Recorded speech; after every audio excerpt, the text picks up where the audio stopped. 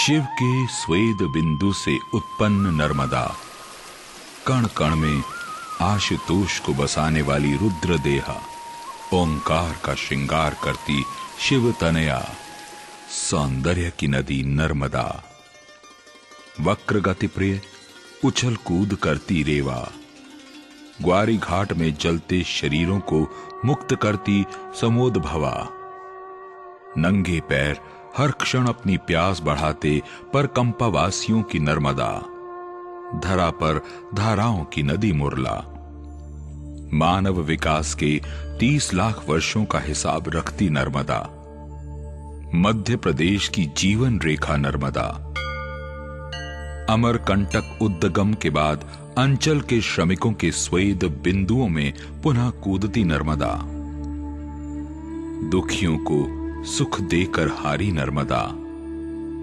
दर्शन मात्र से मुक्ति का विश्वास रखने वाले मुक्तिकामियों की मेखला, हमारे रक्त में बह रही नर्मदा। विश्व की प्रमुख संस्कृतियां नदियों के किनारे ही विकसित हुई हैं।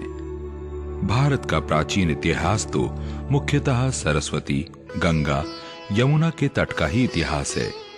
न केवल आश्रम संस्कृति की सार्थकता एवं रमणीयता नदियों के किनारे पनपी, अपितु नगर सभ्यता का वैभव भी इन्हीं के बल पर बढ़ा। यही कारण है कि नदी की प्रत्येक लहर के साथ लोकमानस का इतना गहरा तादात्म्य स्थापित हो गया कि जीवन के हर पग पर जल और नदी की संस्कृति ने भारतीयता को परिभाषित कर दिया। छोटे से छोटे और बड़े से बड़े धार्मिक अनुष्ठान योग के अवसर पर घर बैठे सभी पवित्र नदियों का स्मरण इसी भावना का संकेत है। गंगे च यमुने चैव गोदावरी सरस्वती नर्मदे सिंधु कावेरी जलेस्मिन् सानिध्यम कुरु। नर्मदा भारत की प्रमुख 7 नदियों में से एक है।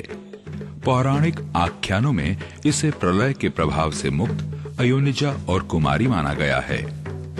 नया मार्ग बनाने वाली, नया इतिहास रचने वाली स्वाभिमान की नदी है नर्मदा।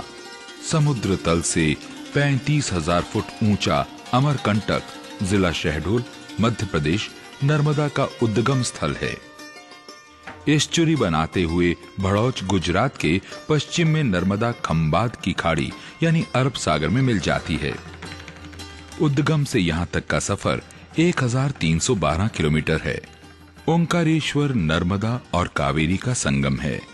कावेरी नर्मदा से पूर्णतः एकाकार नहीं होती, बल्कि वह नर्मदा को पार कर ओंकारेश्वर की परिक्रमा कर आगे पुनः नर्मदा में दूसरा संगम करती है। कावेरी और नर्मदा का ये विलक्षण संगम मांधाता के ओम का आकार देती है। खंडवा अजमेर रेलवे लाइन पर मोरटक्का से 7 मील की दूरी पर मांधाता पहाड़ी पर ही ओंकारेश्वर मंदिर है। जीवन रेखा नर्मदा। भूमि की बेहतर उर्वरा शक्ति और जल की सहज उपलब्धि से कृषि का विकास मुख्यतः नदियों के किनारे से ही प्रारंभ हुआ है। मध्य प्रदेश में भी कृषि और ग्रामीण सभ्यता का आविर्भाव नर्मदा के किनारे हुआ है।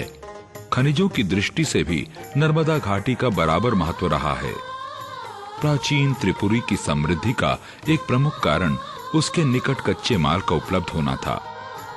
अमरकंटक क्षेत्र में उपलब्ध बॉक्साइट पर ही बाल्को तथा हिंडाल्को एल्यूमिनियम कंपनियों की समृद्धि आधारित है।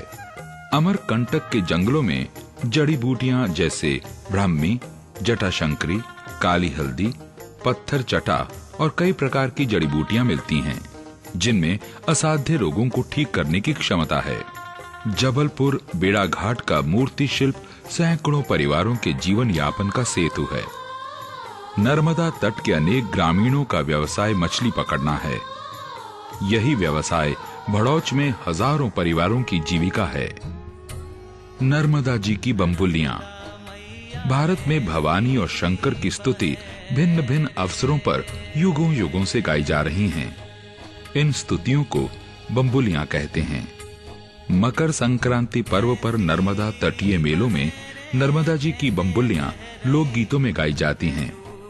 इन बम्बुलियों में पारिवारिक रिश्तों के बीच में हास परिहास तथा प्रेम भी विद्यमान रहता है। चिरकुमारी नर्मदा।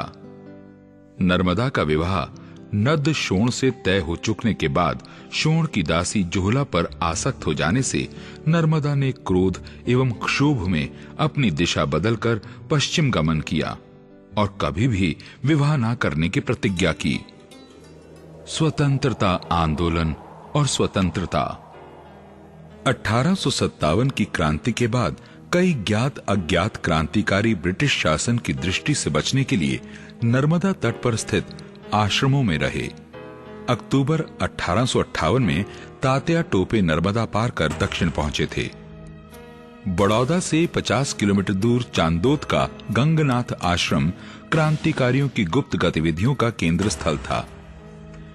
श्री अरविंद घोष के आने के बाद से इस आश्रम में Khasirao Jadhav, major Madhavrao, barrister Keshavrao Deshpande, professor Mankarao, Chhotelal Puranik, Daji Nagesh Apte आदि कई क्रांतिकारी सक्रिय रहे। स्वामी केशवानंद, राम भट्ट गाडगिल तथा सेना के एक जमादार ने आश्रम में गंगनाथ स्कूल खोलकर उसमें 15 वर्ष से ऊपर के तरुणों को सामरिक प्रशिक्षण दिया। 1909 में ग्वारी घाट में बंगाल की ढाका अनुशीलन समिति से संबद्ध क्रांतिकारियों को गिरफ्तार किया गया था। मार्च 1939 में नर्मदा तट की ऐतिहासिक नगरी त्रिपुरी में नेताजी सुभाष चंद्र बोस के सभापतित्व में कांग्रेस का 52वां अधिवेशन हुआ था। नर्मदा पथ। नर्मदा किनारे विकसित राजवंश। हर्षवर्धन के निधनोपरांत 7वीं सदी के अंत में वामराज देव को नर्मदा के उत्तर में अपने राज्य विस्तार में सफलता मिली। सैन्य दृष्टि से कलिंजर को राजधानी बनाए जाने के बाद भी नर्मदा तट की चाह ने त्रिपुरी को दूसरी राजधानी बनाया। वामराज देव त्रिपुरी में कलचुरी राज्य के संस्थापक हैं। त्रिपुरी आज तवे के नाम से जाना जाता है। गोंडों के पतन के बाद 17वीं शताब्दी के अंत तक मराठा कालीन शासन में मराठों के आतंक से जनता त्रस्त रही। यदि गोंडों के शासनकाल को जनता के सुख का शासनकाल माना जाता है तो मराठा कालीन शासन को जनता के दुख एवं त्रास का। नर्मदा का वर्तमान स्वरूप। उत्पत्ति अमरकंटक, ऊंचाई 1051 मीटर, भड़ौच गुजरात खंबात की खाड़ी अरब सागर में गिरती है। कुल लंबाई 1312 किलोमीटर। 1072 किलोमीटर मध्य प्रदेश में शहडोल, मंडला, जबलपुर, नरसिंहपुर, होशंगाबाद, खंडवा एवं खरगोन जिलों में होकर बहती है। इसके बाद 74 किलोमीटर तक महाराष्ट्र को स्पर्श करती हुई तत्पश्चात 161 किलोमीटर गुजरात में बहकर खंबात की खाड़ी में गिरती है। इसके प्रवाह पथ में 3 राज्य मध्य प्रदेश, महाराष्ट्र एवं गुजरात पड़ते हैं। ऐसी रे बहेरे नर्मदा मैया, ऐसी रे बहेरे, ऐसी रे बहेरे। बिंदु सिंधु सुस्खलत तरंग भृंग